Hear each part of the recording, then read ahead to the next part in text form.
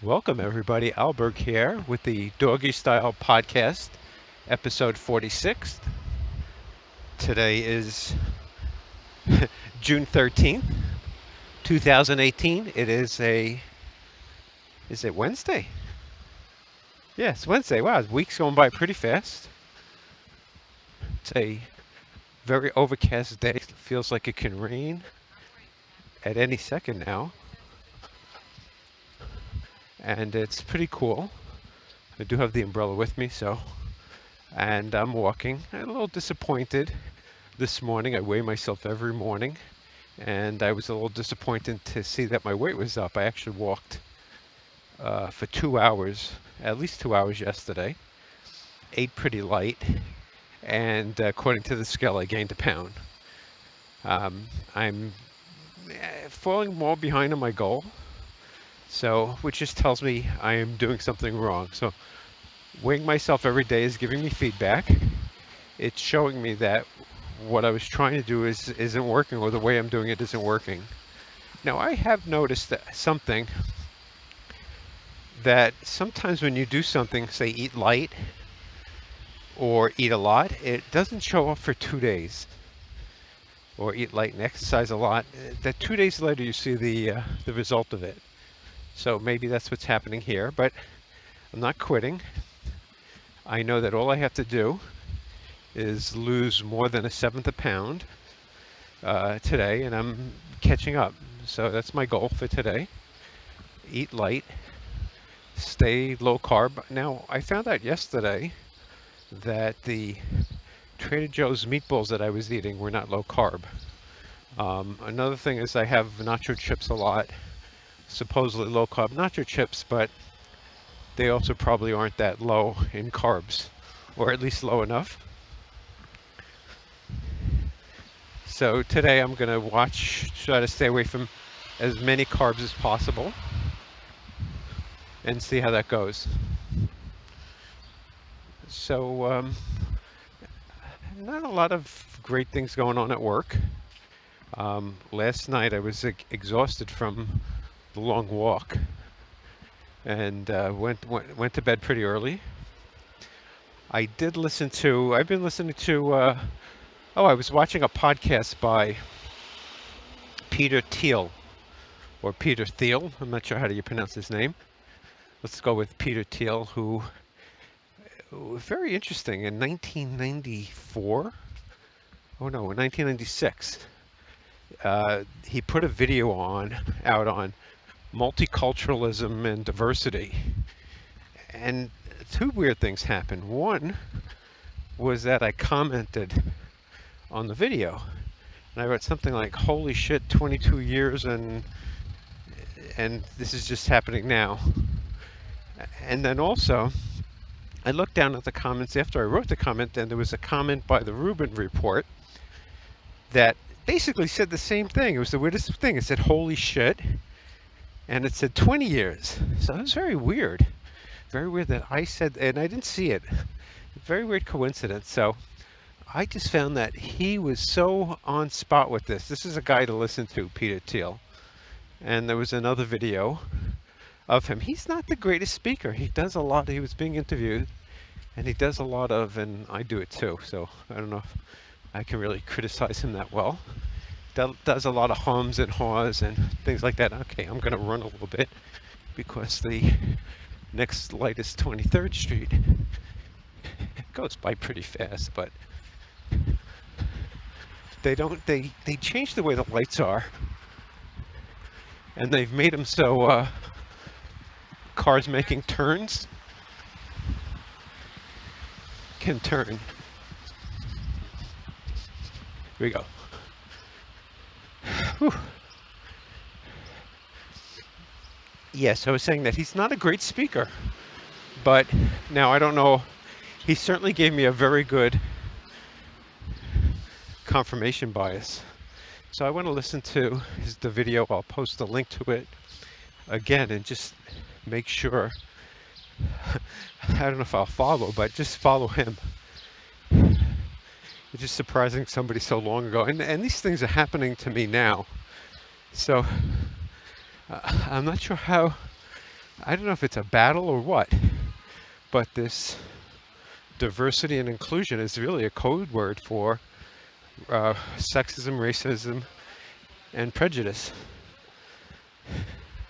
I think one of the things I'm going to do is collect all the great videos on the subject.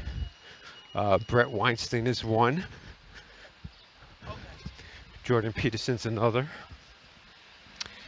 And again, it could be a confirmation bias, but I was looking at work and I did notice a pattern. So the pattern was that all, and I mentioned this last night, a lot of people who were above me, the females had managing director titles and the males didn't. It was very weird.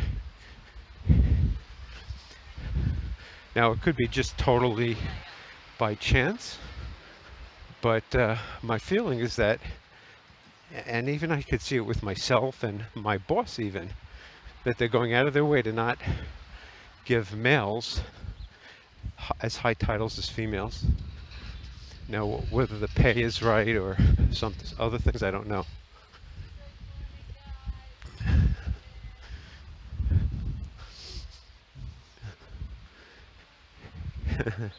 It's funny seeing a guy just walking by. He was riding a bike and holding a cane in his hand. So I thought that was a little funny. Yeah, so it's drizzled a little bit. Uh, One thing I noticed, and I don't know if you notice it, is that opening an umbrella in New York City is uncomfortable if you're the only one doing it. I don't know why, but it seems like it would be part of social proof, which is one of the elements of persuasion. So I almost didn't walk today, and it was because of the rain. I started my walk, so at this point I'm going to be pretty far away. I don't know if I really want to walk up the High Line today. I'm starting to get a little bored of it. So it is possible that I would walk up another street. I'm coming down 8th. So I could maybe walk up 7th, which is a very ugly street. I could walk up 9th or 10th.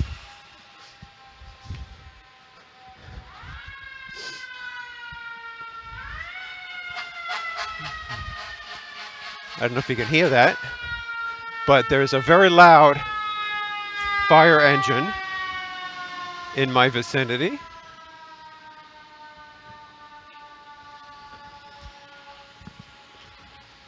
Okay, so let me look at my to-do list. So there was a song I heard last night by a guy named Gary Newman, Here in My Car, and I'll put a link below, which I really like that song. I don't think I have it on my favorite song list, and I will add it if it's not. In terms of songs, there's just something about it that I like. And today on the train in, I was thinking a little bit more about the idea of writing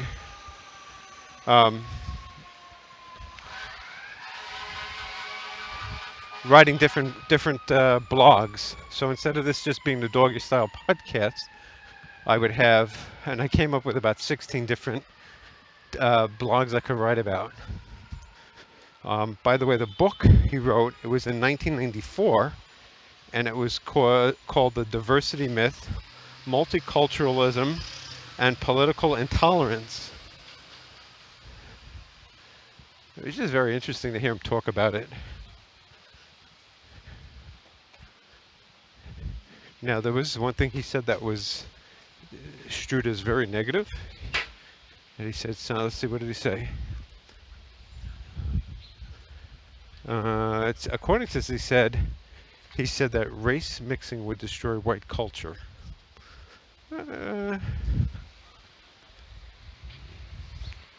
Now, the fact that he said that will definitely make me think twice about what he says. I mean, it's not a good statement to make.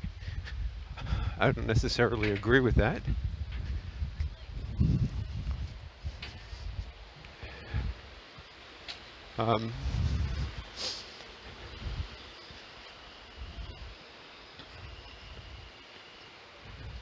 But anyway, I did like, regardless of what he said in 1994 in his book, I still think, and this is one thing I find some people have, is that they hear one thing they don't like by somebody, and then everything that person says is horrible. Where I totally disagree with that. I don't agree with everything everybody says. Hopefully nobody agrees with everything I say. That's what makes this all unique. But at the same time,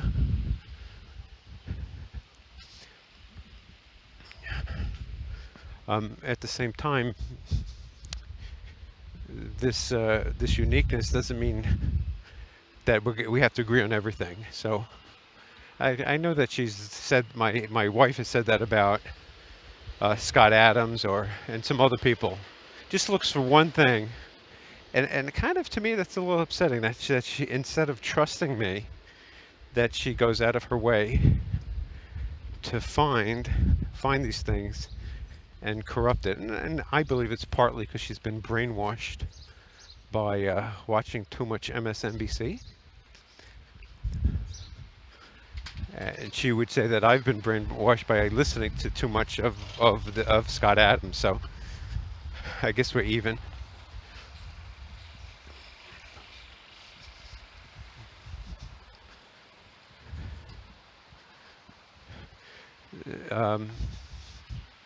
Yeah, so I did remember to bring my butter today. I was going to bring butter to work, but hopefully it won't melt in the 2 hours since I put it into my bag.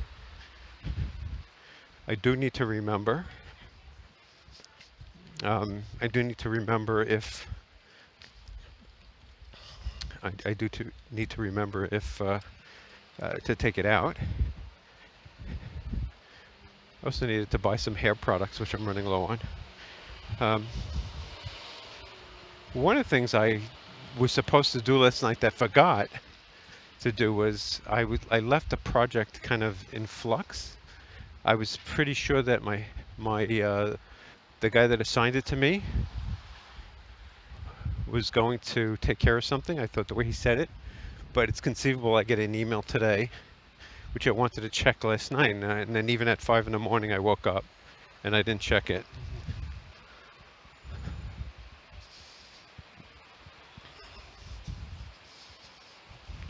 Okay, so let's go through. Well, first I'm going to bring up my list.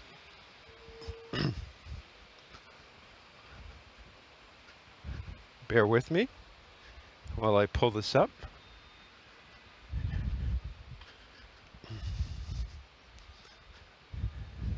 Yeah, so I do have a list of I have a list of 19 podcasts to do. I don't know, that sounds like too many to me. Okay, so it is raining. I'm going to pull out my umbrella because I do have a long walk. Nobody has their umbrellas out. I know it annoys people, but if I walk the whole hour and get wet just a little bit each second, it's going to be pretty messy. I'll get back so excuse me for a second while I get my umbrella out.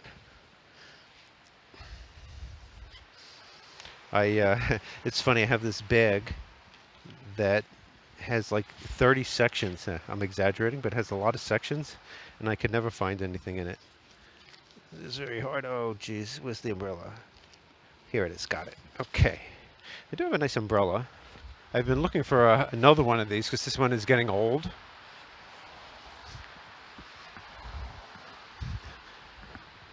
Okay, of course, I got the umbrella out and it stopped raining. At least I got it out, so in case it does. It's a little warmer today. I'm feeling like I have to roll up my sleeves right now.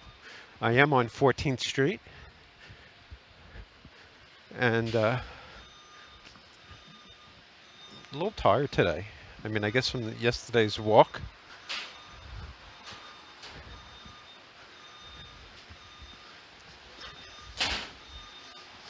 As I'm approaching the Apple Store now, it's very quiet in the morning, and in some ways I wish it was a little bit more crowded here and less crowded by where I work. Okay, so the 19 podcasts I have, I'm sure I repeated something, but it's pretty interesting that I can talk about 19 different topics in theory, and I could probably come up with more. I got this from the books I'm writing.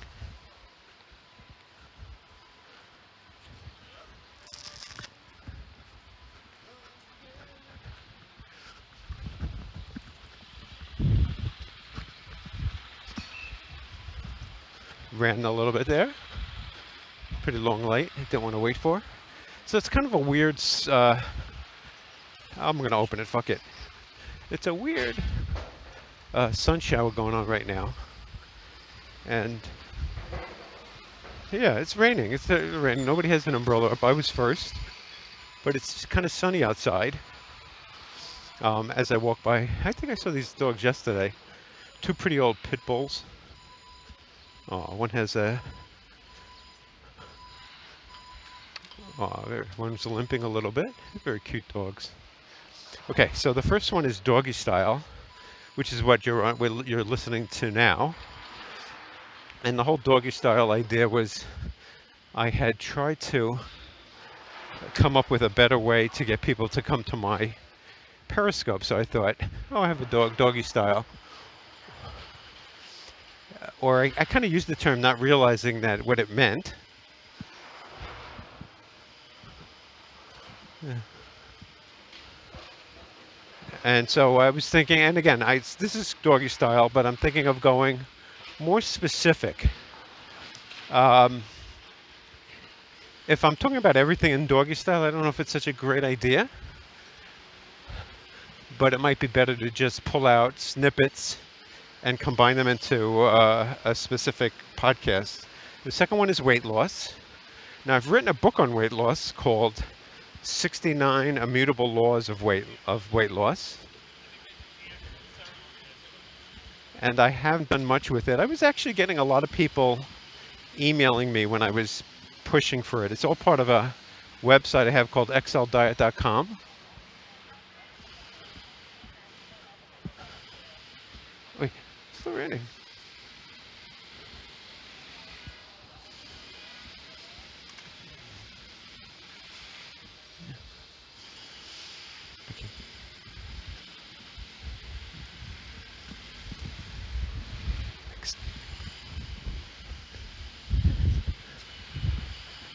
XL Dies, I just run across the street again.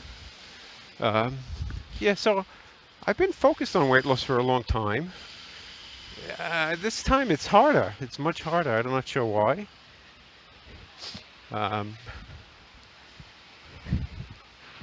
But again, one of the things with weight loss is you got to figure it out for yourself. I mean, I could tell you what to do, but if you figure it out, I would think that's going to certainly be much better.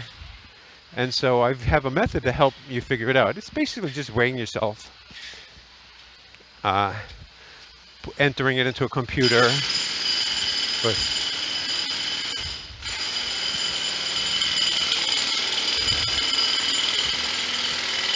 I can't even talk now. All the beautiful sounds of the city as I walk on the High Line with my umbrella. Again, it's a little humid today.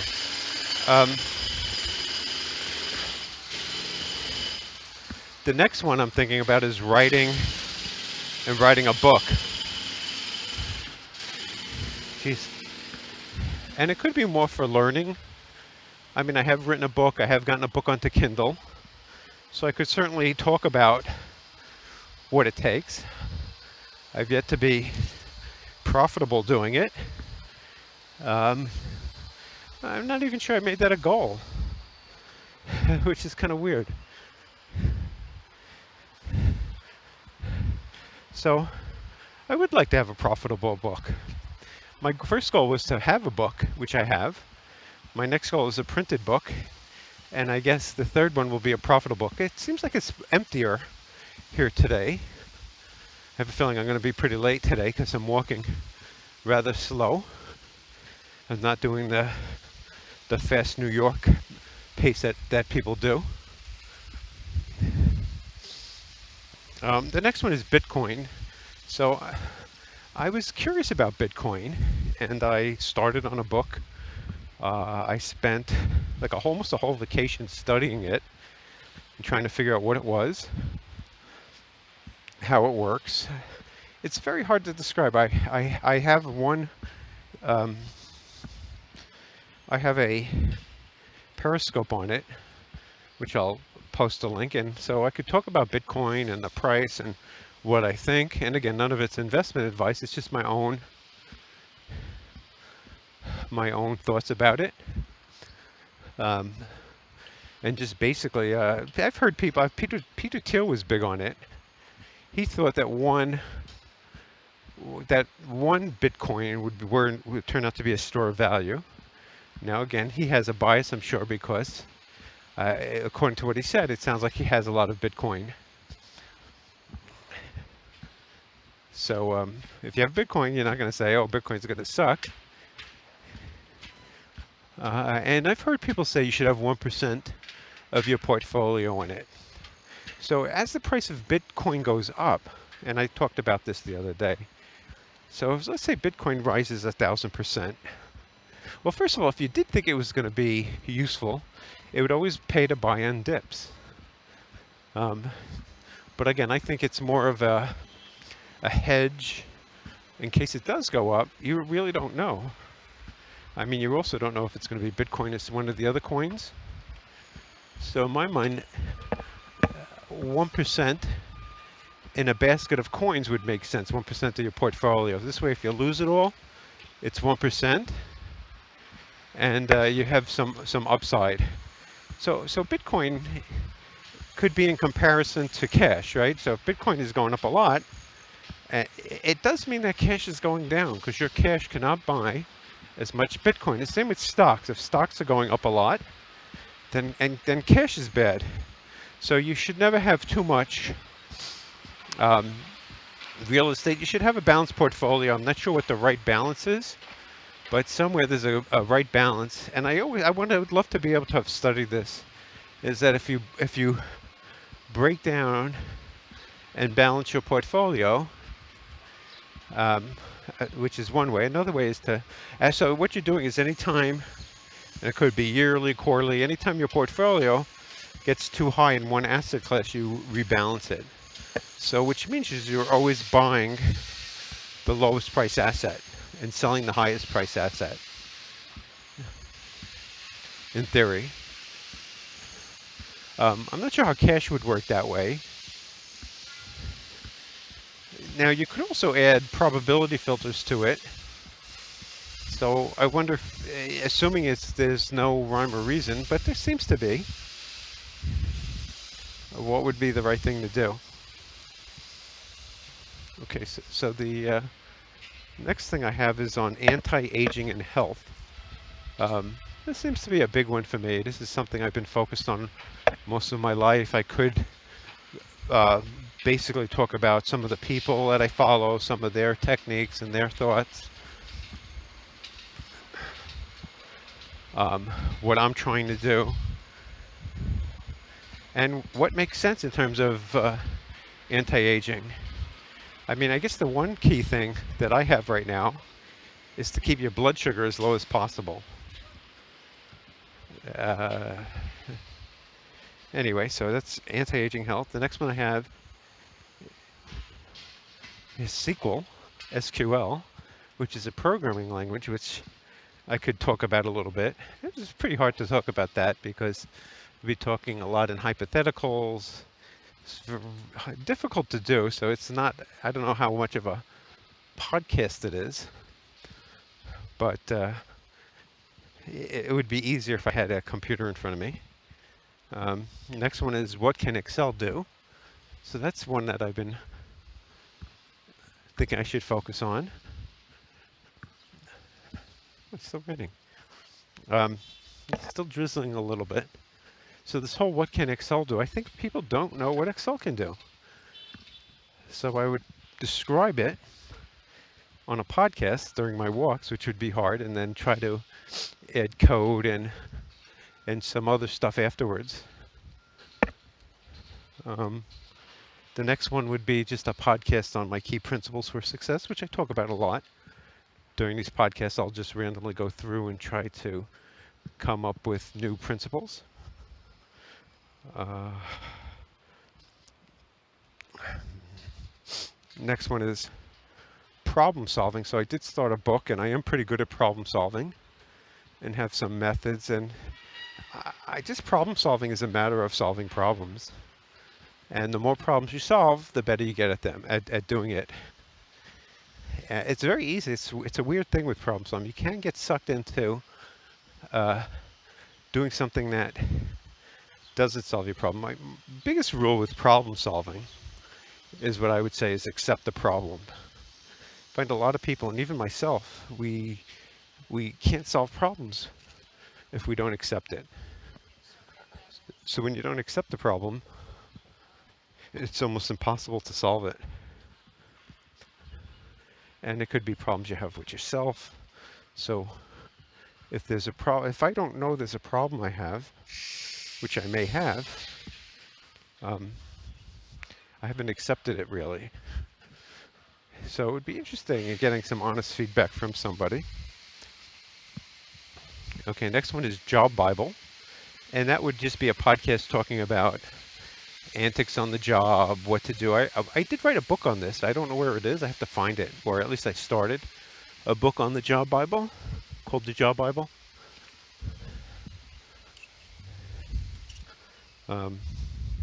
Just talk about jobs, which you should call it a PIM Bible, but nobody would know what that means. Place I make money. The next one was an idea I had about music. So I would listen to my iPod during my walk, and I would just comment on the song, do some research on it while I was walking, find out who wrote it, anything I could get on it, why I like it. So that was an idea. I do need to bring certain wires with me, so I get the music into the phone and my voice also into the phone. I'll have to run a practice on that one. Next one I have is youth. I'm not sure how that fits in. That seems to fit into anti-aging health. Yeah, so I'm going to probably take that one out. Next one is persuasion, which just something I never realized most of my career. I mean, I shouldn't say that. I did realize it, but I didn't realize how powerful it is. So if you're not persuasive, you probably are stuck in your job or in your place or in your position because you're not able to persuade. And it would be interesting to look up, say, Jordan Peterson to see what his take on a persuasive personality is. Also to study some of his analyses on people. He always talks about conscientiousness doesn't get you ahead, it seemed like. I don't remember exactly what he says, but he's somebody to look into. Next one is I have a book, Wisdom of a Dad. And I could just go through things in the book. I never finished it really. I kind of wrote it for my kids. It had a lot of typos in it, and I never went through and finished it. So I'm not going to commit to finishing it right now, but it's something maybe 2019 I'll do. And there was that maybe. The next one is a book summary or podcast summary. So here I would just either read books and summarize them or listen to podcasts and summarize them. So just give out the key points. It could be useful. Or criticize what somebody's saying. Next one, I don't have on the street interview, so let me add that.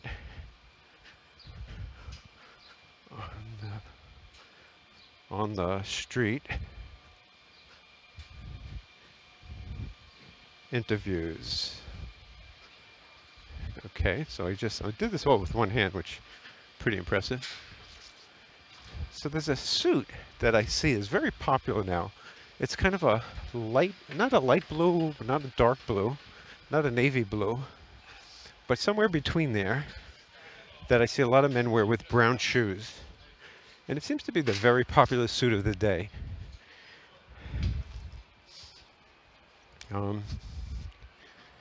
So I was thinking of interviewing authors who've written books. So any author who has a name, I could try and find them on LinkedIn or Google and see if they want to be interviewed for the podcast. Uh, and I think I would send a person a whole bunch of questions. Like, why would I want to? I would want the quality to be good, so I would never do surprise questions. I want somebody to have a good question. Uh, then the next one I have is marketing.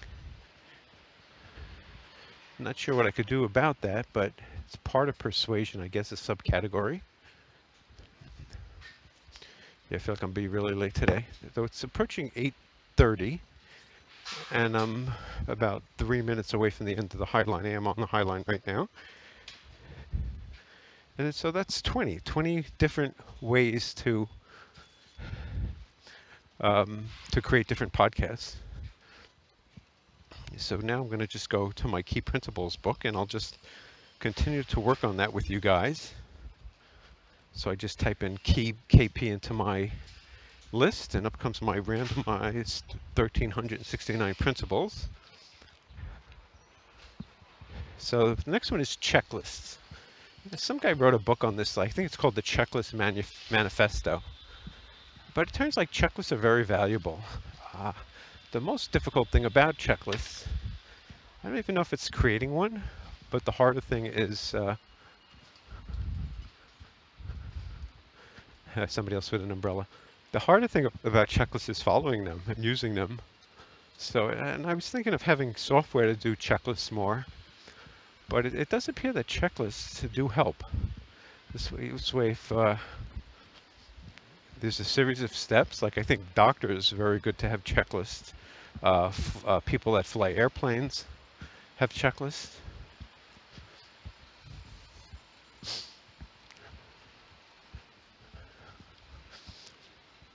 So yeah, so checklists, and I don't know if I have more to say about that, but you want success, see if you can create checklists.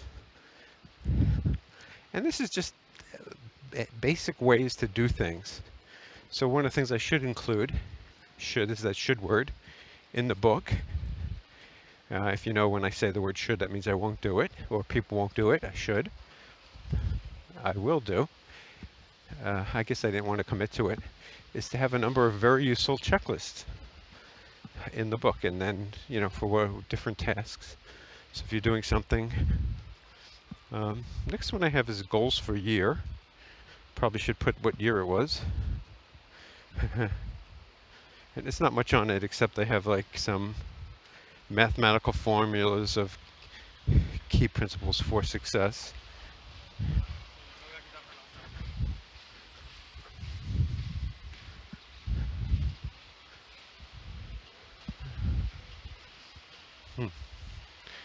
The next one I have is SUA needs a delay. So SUA stood for stand-up alarm. Oh, so I think what this is categorized in the wrong spot. So I do have something called a stand-up alarm, part of my success alarms. And if I get it, I might want to delay it. So this particular alarm is supposed to ring at, say, 50 after the hour. But if I'm in the middle of something right now, I do feel like a delay would be a good thing to have. Okay, 8:32. I'm going to take some water now. I'm thirsty. Wait, so I'm losing my umbrella. Oh, shit. My microphone is getting wet.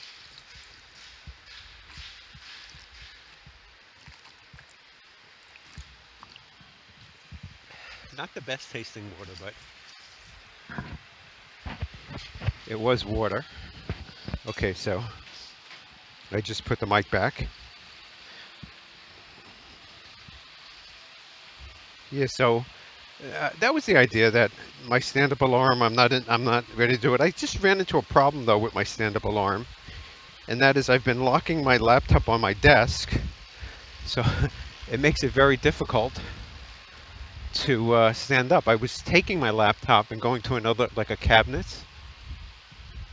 and then when I went to the cabinets, I would stand up and put my laptop on it. But now that it's locked, I may have to unlock it during the day, or maybe lock it when only when I leave my desk. Kind of a pain in the ass. The other possibility is to get a stand-up desk, which I decided not to do, but now maybe have more of a reason for it. But I know one thing for sure, my coworker, the one I don't like, will go apeshit. She went apeshit a few months ago, when she put stuff on top of the top of the cubicle which we share, so I have to see her shit. But when I did it, she totally flipped out. Totally flipped out.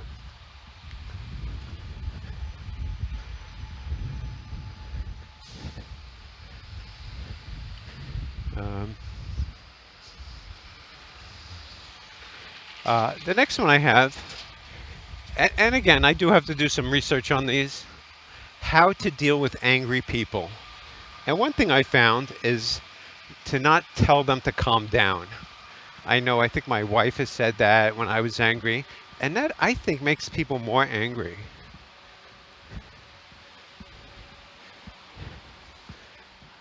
I think what you're supposed to do is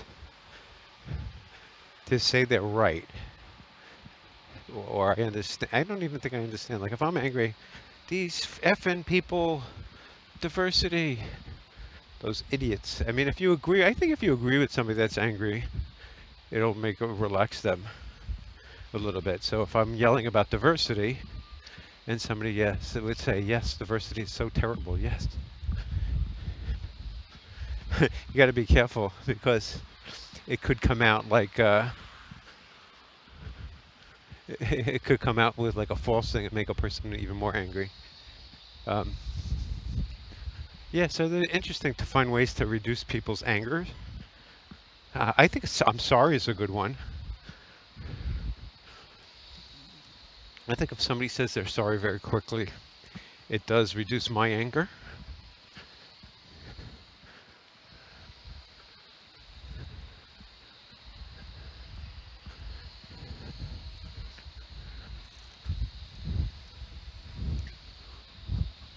Oy, trying to close this umbrella. There it goes. Whew, yeah, I'm a little hot and tired. I'm walking by a bunch of buses, go buses. They go to Boston. Here's one to Virginia. Oh no, yeah, Virginia, DC.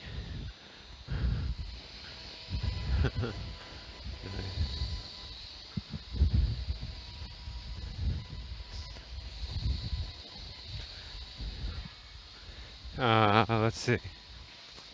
Okay, next one.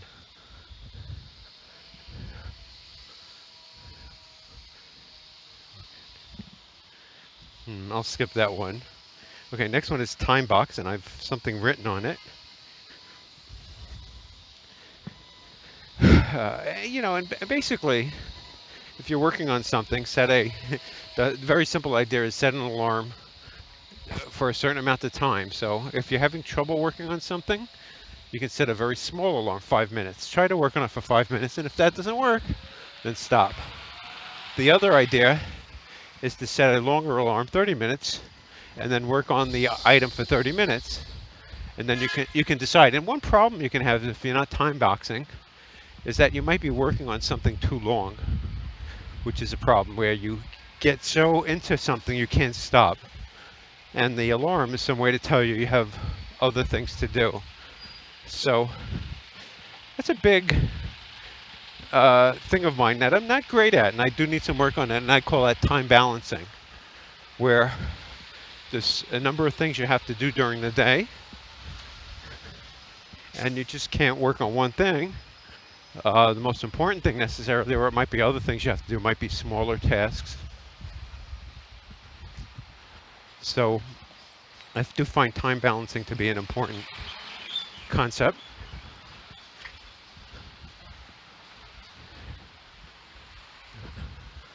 Okay, so it's to basically say set an alarm to time box and balance your time. You work on a task for a specific amount of time. Typo here. This can help you solve the problem of poor time allocation. Often there are things we want to do and tasks we have to do.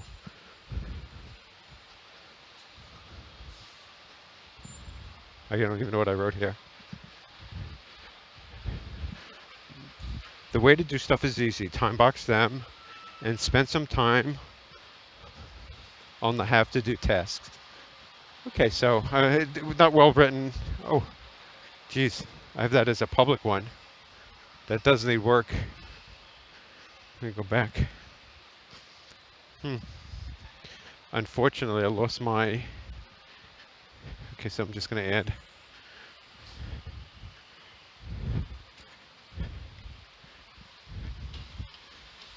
I'm going to add to my list. Time box. Typo. One thing I do need to remember to do is when I get to work is to put my butter in the fridge. It's been frozen for a long time. Hopefully, it's not totally liquefied.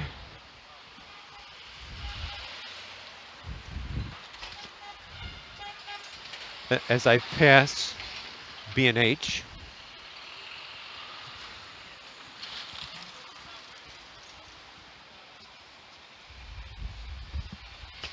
okay, next one. Whew, this is getting hot.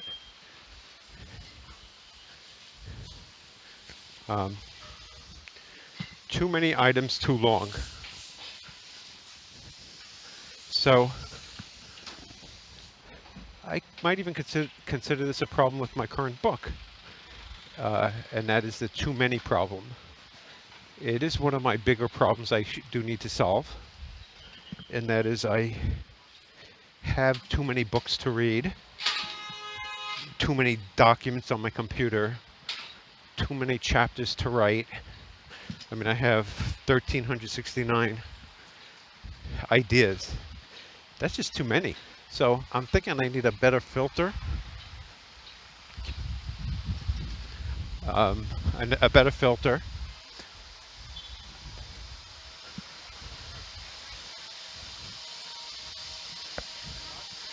To add things to my to-do list. I basically, anytime I have any idea, I add it. And what happens is I get too many things. Now, one thing to do is it's really hard, but I could probably spend some time going through this 1,300 item list and cutting it in half. Now, one of my ideas was to have 1,000 key principles for success, and to charge $1,000 for it.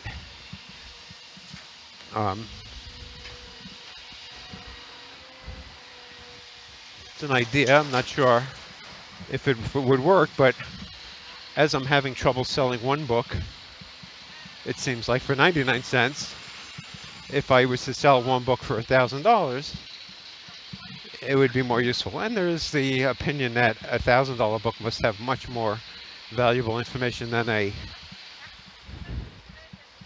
book for 99 cents.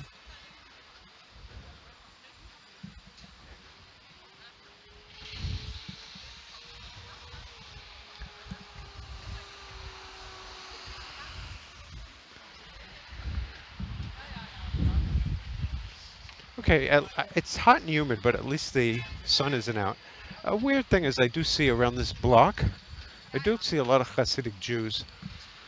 There must be some place they go to over here on 9th Avenue and I can't even read the sign.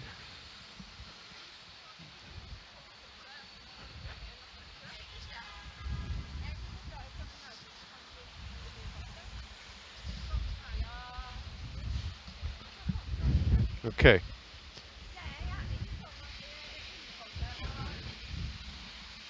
Huh.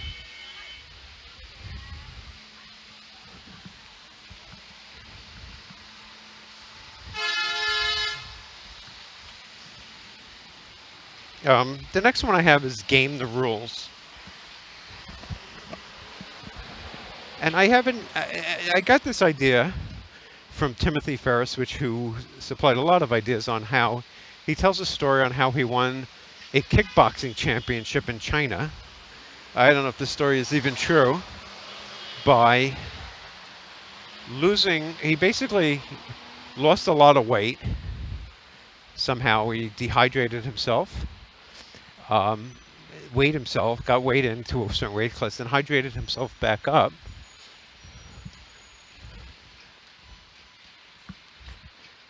And then found out that the strategy to win a kickboxing was to push somebody outside the circle twice. And he did that and supposedly won a championship.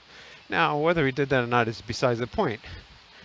This gaming of the rules, I've seen it in a few places, traders, and this is kind of be aware that when you do set rules, somebody will try to game them. So one of the rules we have is this whole, that I have, is this getting it exceeds expectations at work, which I haven't been good at gaming it yet. But gaming these rules would be only do things that were on it. Yeah.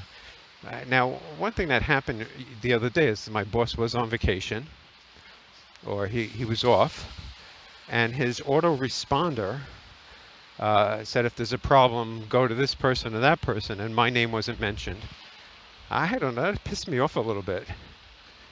Like, I guess he was basically saying that my coworker was in charge. I mean, I guess he does have a higher title than I do. He has a higher actual title, but we're at the same level on this internal title. So that was didn't make me happy. So gaming the rules would be for EE is this whole idea of, and whether it's gaming or not, but paying attention to what the rules are. If the rules are you get this for doing this, then just do that. Don't waste. If there's not something in there, it's not something if there's something you're doing that's not part of your review to get you an E, then don't do it.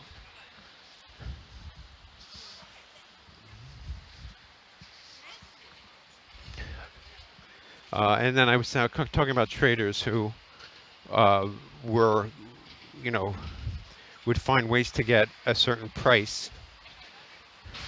And they might, so say if they were required to get below the closing price of the day for their trade, so they might not trade the whole thing in order to make sure that it's below the closing price, or they might only make trades when it was below.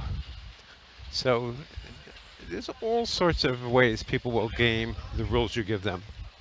And one way I'm trying to game the rules I have at work is, and there's also the unwritten rules,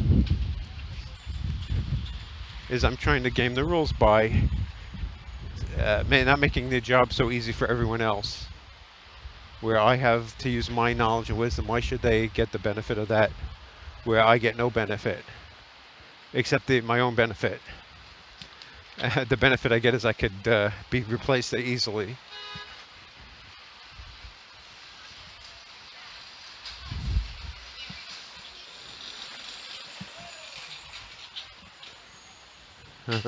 Electric skateboarder goes by, no helmet.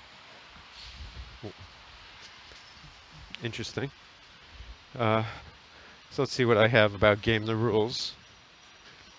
And I just have a little quote about Tim Ferriss, Chinese kickboxing. So which I told you about. So I wrote down a rule. I can't have pizza if my weight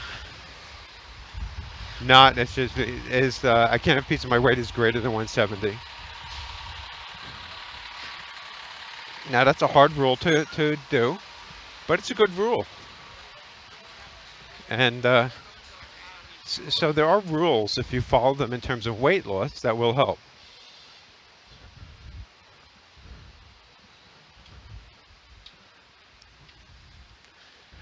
Next one is on competition. And it'll be more of the rant I've been going on. Let's see what it says. Not that much, but there's always competition to get what you want, whether business, dating, getting a job, getting a promotion. There's someone who wants what you want.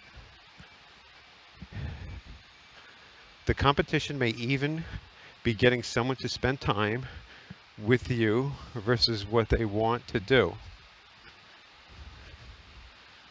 I'm not sure what that means. Maybe getting someone, I don't know what I wrote there, but that's got to be fixed.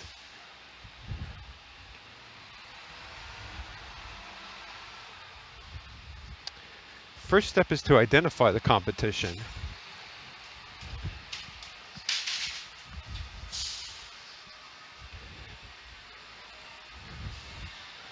Who are you competing against and who is competing against you?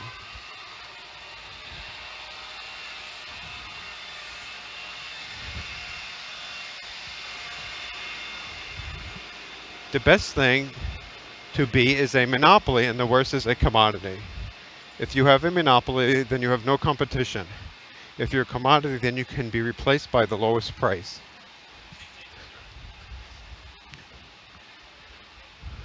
And so that does apply to skills you have. Are your skills commodity skills or are they a monopoly skill? You're the only one or very few people have this knowledge. And so this is where it doesn't pay to document what you're doing very well. If you do a great job of documenting things, then you basically allow people to do your job without you. If you do a shitty one, then it makes it much harder. And people will not look through your documentation even after you write it, I'm almost certain. So it doesn't pay to include all the steps. I would say even when you do write documentation, leave out important steps or be very vague. And when the person says, how do I do that? Just, you don't know how to do a pivot table? You don't know how to filter? You don't know how to whatever it is. Everybody knows how to do that. So, motorized scooter, the bell, and he's aggressive. So I have, maybe I'm a little ahead now. So I have about 10 minutes, 8:50, about 3 blocks away from work.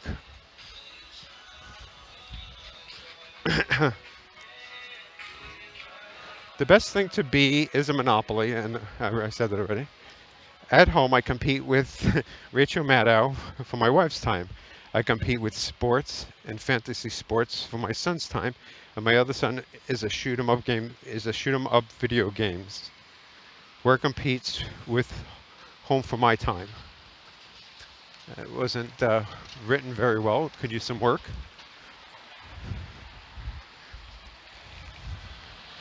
I mean, it does apply to business. You do need to know who your competition is. One thing I don't like about my job is when it comes to making money, I am so far removed from that. I work in a risk department, and we're totally not about making money. Like, I don't even know. I'm software also. I'm also software within risk, reporting with risk. So I don't really know how we make money. I mean, or how we can make more money, or who our competition is. I mean, I guess I do know other companies in my sector are the competition, but I don't know what they do that we don't. I mean, obviously, you always want to cut employment costs. So that's one thing you got to think about. Whenever you work somewhere, you're always going to be, you will always be cut. I mean, not you will be cut, but the goal will be to cut your job out. There's no question about it. How else could a company save money except by eliminating your job? Now, I'm fortunate in some ways that part of my job is from regulators.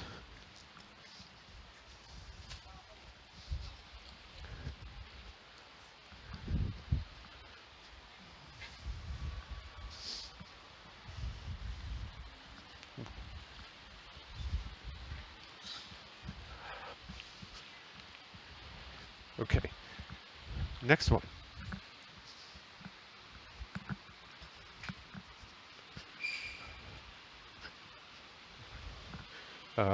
It seems that my list got shuffled again, so I'll start from the top again. The first one is Treat all people that report to you the same.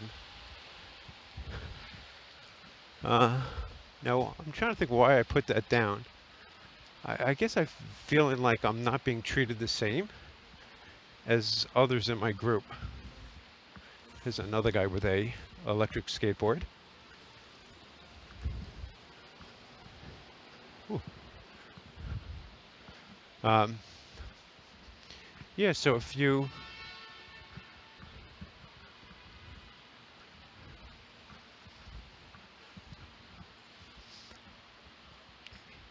don't treat everybody the same, but again, how could you treat see, that doesn't make sense either.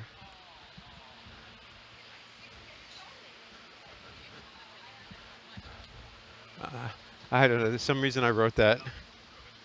I'll skip it for now. Um, Next one is always ask yourself this question: what lessons will I learn from this, or did I learn from this if you've done it already? So there should be lessons that you're learning whenever you do anything.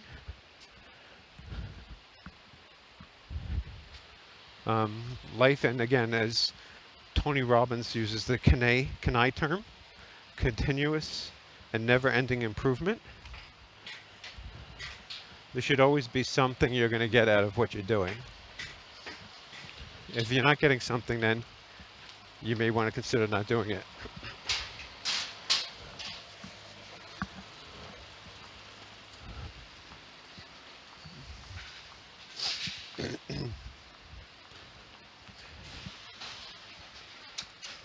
Okay, next one. Next one is objections. You want to tell people about the objections to your idea so they don't say them. You never want people to, this is a persuasion technique, that you don't want people to say certain things.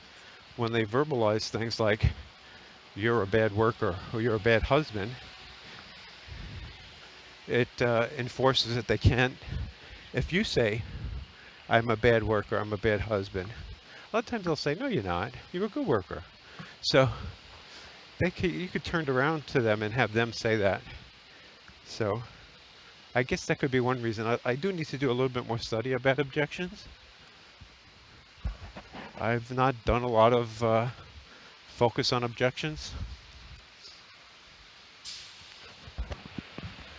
But Jeff Gitmore has mentioned this. He's a big sales guy. So I have a bunch of stuff here, so let me just go through it.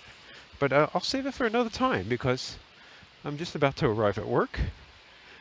Anyway, this is Al Berg. Please like this video, this podcast.